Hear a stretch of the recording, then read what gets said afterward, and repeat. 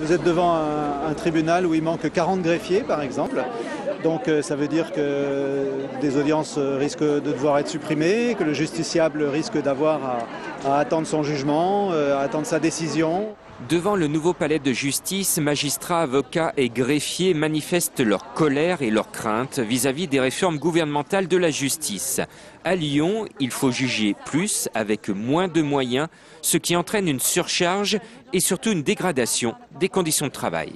Lyon est à la pointe de la lutte justement sur le problème de la garde à vue, puisque depuis lundi dernier, il y a des demandes de nullité de garde à vue. Toutes les juridictions ont renvoyé ces dossiers pour justement que le Conseil constitutionnel examine la constitutionnalité du système actuel de garde à vue.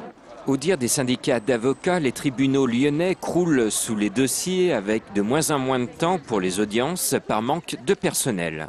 Il faut savoir qu'il y a à peu près 15% de fonctionnaires qui manquent au tribunal de Lyon et qu'on nous demande de fonctionner avec cet effectif incomplet en ayant des résultats d'une juridiction qui serait décemment pourvue.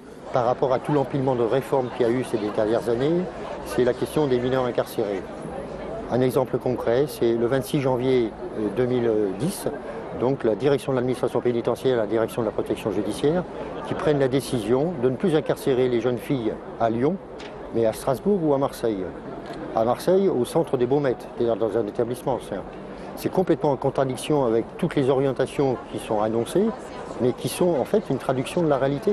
On va moins au fond des dossiers, on regarde moins tout ce qu'il peut y avoir à soulever en droit, au niveau humain aussi. Les représentants pénitentiaires, ceux des prud'hommes et de la protection judiciaire de la jeunesse, suivent ce mouvement de protestation.